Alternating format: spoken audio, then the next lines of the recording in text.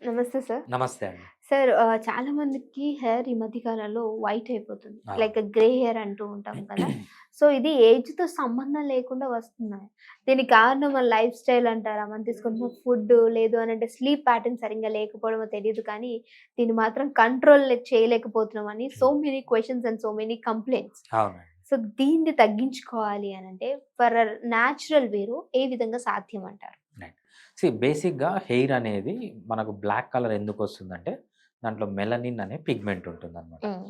ఈ మెలనిన్ అనే పిగ్మెంట్ ఎప్పుడు వరకు ఉండాలి, ఎప్పుడు వరకు ఉండకూడదని ప్యూర్‌లీ జెనెటిక్ ఇది. సో, జెనెటికల్‌గా మనకు తాత ముత్తాతలకి యంగ్ ఏజ్‌లో గన వైట్ హెయిర్స్ వస్తే, గ్రే హెయిర్ వస్తే, పిల్లలకు గూడా ఆ జీన్స్ గన వస్తే గ్రే హెయిర్ అనేది రావడం అనేది కామన్ అనమాట ఎర్లీ ఏజ్‌లో. ఓకే. నేను కొంతమందిని చూసిన వాళ్ళలో ఈవెన్ 16, 17 మేబీ 14, 15 ఇయర్స్‌లో గూడా గ్రే హెయిర్ రావడానికి వచ్చిన కేసెస్ చాలా చూశాననమాట.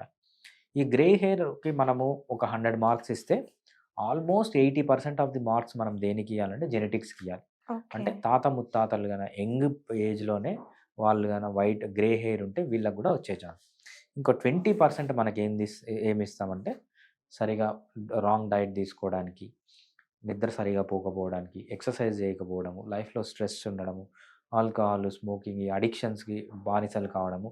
ఇది జస్ట్ 20% కాంట్రిబ్యూషనే అనమాట. బట్ 80% ఆఫ్ ది కాంట్రిబ్యూషన్ అనేది మనకు జెనెటిక్స్ ద్వారానే ఈ గ్రే హెయిర్‌కి ఉంటుంది. ఓకే. సో, దీన్ని తగ్గించుకోవాలి అనంటే, మనం న్యాచురల్ వేగా ఎలాంటి ఫుడ్ అనేది తీసుకోవాలి అంటారు? రైట్. సో, ఫస్ట్ దీంట్లో 2 పార్ట్స్. 80% ఆఫ్ ది పీపుల్‌కి 80% మనము తగ్గించలేము. That is purely genetic. ఇంకా 20% మన చేతిలో ఉన్నదేంటంటే డైట్. లో కార్బోహైడ్రేట్ ఫుడ్ తీసుకోవడం. Okay. Omega 6 fatty acids, sunflower oil, safflower oil ఇవి తక్కువగా తీసుకోవడం. బాగా ఆకుకూరలు, కాయగూరలు, నట్సు, బాగా మీట్ తీసుకోవడం. అంటే ప్రోటీన్స్ బాగా తీసుకోవడం. అదేవిధంగా పల్సెస్ మొలకలంటారు చూసారా? అది బాగా తీసుకోవడం.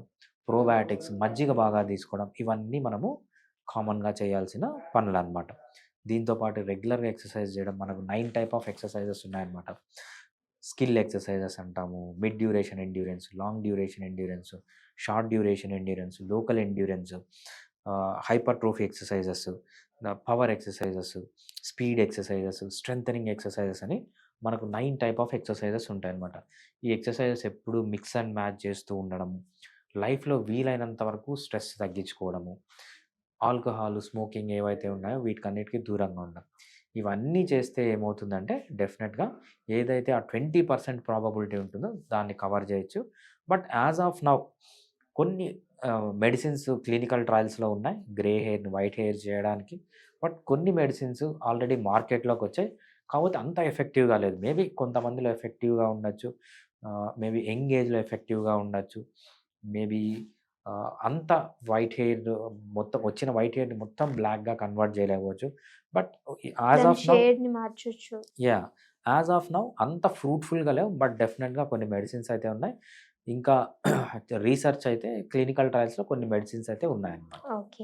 సో, మన వాళ్ళ కోసం ఏమైనా మంచి చిట్కాస్ చెప్పగలరా సార్ టిప్స్?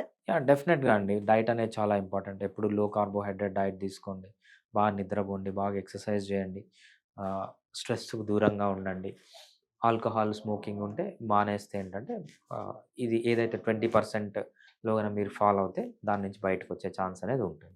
ఓకే. సార్ నార్మల్‌గా ఏ విధమైన మిస్టేక్స్ చేయటం వల్ల గ్రే హెయిర్ అనేది వస్తుంది హ్మ్. మాట్లాడుకున్నాం. కొన్ని టిప్స్ పాటించటం వల్ల కూడా కంట్రోల్ చేసుకోవచ్చు. హ్మ్. ఇన్ కేస్ ఒకసారి వచ్చిన దాన్ని పర్మనెంట్‌గా తగ్గించుకోవాలంటే మనకేమైనా హోమ్ రెమెడీస్ అనేవి యూజ్ అవుతాయంటారా దీనికి? యాహ్! హోమ్ రెమెడీస్ అనేవి ఆహ్, మేబీ నేను యాస్ ఎ హోమియోపతిక్ డాక్టర్ నాకైతే ఐడియా లేదు. హ్మ్. బట్ నేను చూసినవేంటంటే ఆయుర్వేదాలో కొన్ని టిప్స్ అయితే ఉన్నాయి.